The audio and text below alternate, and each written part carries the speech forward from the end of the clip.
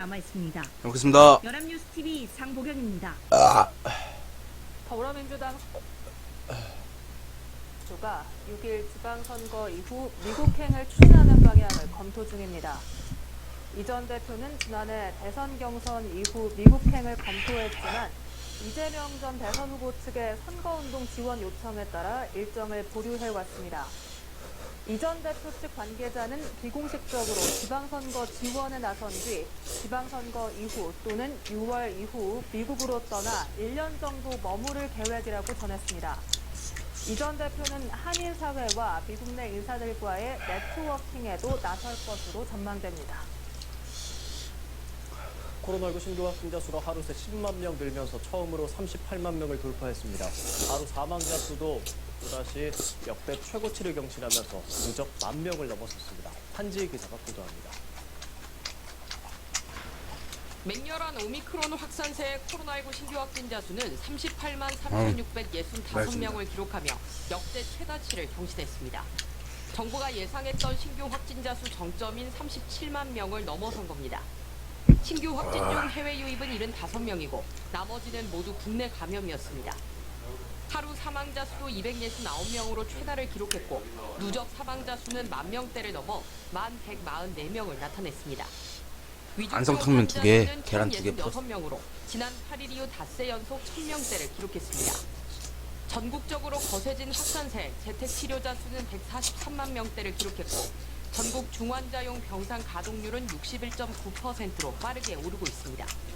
다음 주에 정점이 된다고 한다면은 40만 명 이상의 확진자가 나오면서 위중증화율이 아무리 낮다고 해도 그 2, 3주 후에는 위중증 환자 사망자가 급격히 늘어날 가능성이 있기 때문에 이처럼 확진자 수가 폭증하자 방역당국은 검사 체계를 손질하기로 했습니다. 다음 주부터 동네 병의원 신속 항원 검사에서 양성이 나오면 PCR 검사를 따로 받지 않아도 최종 확진으로 판정됩니다. PCR 검사가 한계에 달하면서 자택격리와 치료제 처방이 연쇄적으로 지연되자 이 같은 결정을 내린 겁니다. 다만 집에서 개인이 한 신속 항원 검사 결과는 인정되지 않습니다. 방역당국은 오미크론 유행이 다음 주 정점을 이룰 것이라며 병상 효율화를 통해 위중증 환자 수를 최대 2,500명까지 감당할 수 있다는 입장을 강조했습니다. 연합뉴스TV 한지희입니다. 국내 코로나19 대유행이 정점을 향해 가면서 정부가 의료체계 전환의 속도를 내고 있습니다. 계절 독감의 준해 확진자를 일반 의료체계 안에서 치료하겠다는 건데요. 기대와 함께 우려도 여전합니다. 최지숙 기자입니다. 정부는 코로나19 대응 체계를 점진적으로 계절 독감 관리에 준해 전환하기로 하고 현재 그 중간 단계라고 밝혔습니다. 국내 코로나19 치명률은 현재까지 0.16%, 그러나 3차 접종 완료자의 치명률은 0.07%, 계절 독감 치명률은 안녕하세요. 0.05%, 저 인천 사람입니다. 인천. 유사한 수준이라는 게 방역당국의 설명입니다. 삼산체육관이요. 이에 따라 삼산체육관. 정부는 음압병상이 아닌 일반 병상에서도 확진자를 치료할 수 있도록 개정한 지침을 각 의료기관에 내려보냈습니다. 지난달부터 무증상이나 경증 확진자를 일반 병동에 입원시켜 치료 중인 서울대병원 모델을 확산시키겠다는 겁니다. 아울러 14일부터 한 달간은 PCR 검사 대신 의사가 시행한 신속항원 검사로 확진 여부를 판정하게 됩니다. 일반 병실에서의 감염 확산이나 신속항원 검사의 부정 확성에 따른 가짜 안정탐입니다. 가짜 음성 등 우려가 나오지만 당국은 체계 전환 과정에서 일부 문제점은 감수할 수밖에 없다는 입장입니다. 코로나19는 여전히 1급 감염병으로 지정돼 있는데 진단관리 지침만 바뀌다 보니 의료 현장의 혼란도 예상됩니다. 법정 감염병을 1급에서 4급으로 나눈 이유는 그 원인 병원체의 그 특성이나 진료 지침, 관리 지침 이런 것들이 다르기 때문에 그렇게 분류를 한 거거든요. 어떤 걸 따라야 될지 일선 의료기관은 혼란이 올 수밖에 없고 당국은 유행이 정점을 지나면 감염병 등급의 하향 조정과 거리두기 대폭 완화도 검토한다는 방침입니다. 코로나19 누적 사망자가 이미 10,000명을 넘어선 가운데 당분간 중환자 수는 더 늘어날 전망이어서 신중한 대비책이 뒤따라야 한다는 목소리가 나옵니다. 연합뉴스TV 최지수입니다. 경찰은 사회적 거리두기 완화 후 첫 금요일이었던 어젯밤 전국에서 음주 단속을 벌여 총 416명을 적발했다고 밝혔습니다. 이런데 면허 정지 대상자는 144명, 취소 대상자는 272명이었습니다. 경찰은 3월과 거리두기 완화 전인 지난 4일과 비교할 때 전체 적발 건수가 16.9% 증가했다고 전했습니다. 앞으로도 경찰은 음주운전 상시 단속을 시행하고 동승자에게 방조죄를 적용하는 등 엄정 대응하겠다고 강조했습니다. 전광훈 사랑제일교회 담임 목사가 이끄는 국민혁명당이 집회 제한 인원을 따르지 않고 오늘 낮 12시 서울 광화문 동아면세점 앞에서 기도회를 열었습니다. 오늘 집회는 최대 299명까지 참석할 수 있지만 경찰 추산 1,300여 명이 운집한 걸로 알려졌습니다. 경찰은 4차례에 걸쳐 해산 명령을 내렸으나 참가자들은 불응한 걸로 전해졌습니다. 산림당국이 울진 삼척 산불의 주불을 끄는데 온 힘을 쏟았으나 주불을 끄지는 못했습니다.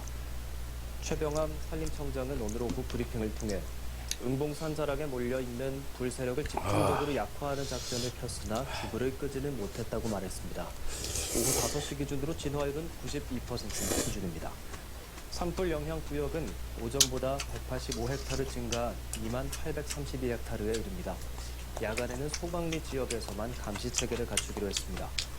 내일 오전 지역에는 5mm 정도 비가 내릴 걸로 예보됐습니다. 최 청장은 내일 비에 따라 달라지겠지만 완진 가능성도 있다며 오늘 상당히 불 세력을 누그러뜨려 끝이 보인다고 말했습니다.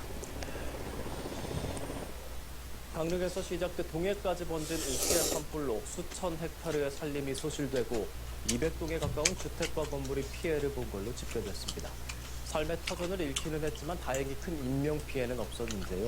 긴박한 이 산불 현장 속에서도 용기를 낸 숨은 영웅들이 있었습니다. 이상현 기자입니다. 술수 잘 산불 들어갑니다. 현장을 살펴보고 있는 순찰차에 한 남성이 다가와 구조를 요청합니다. 차에 타고 있던 이규현 경위와 윤아련 순경은 한치의 망설임도 없이 연기 사이를 뚫고 들어갑니다. 잠시 후 우두커니 서 있는 어르신이 나타납니다. 73살 안모 할머니로 거동이 불편해 미처 대피를 못한 겁니다.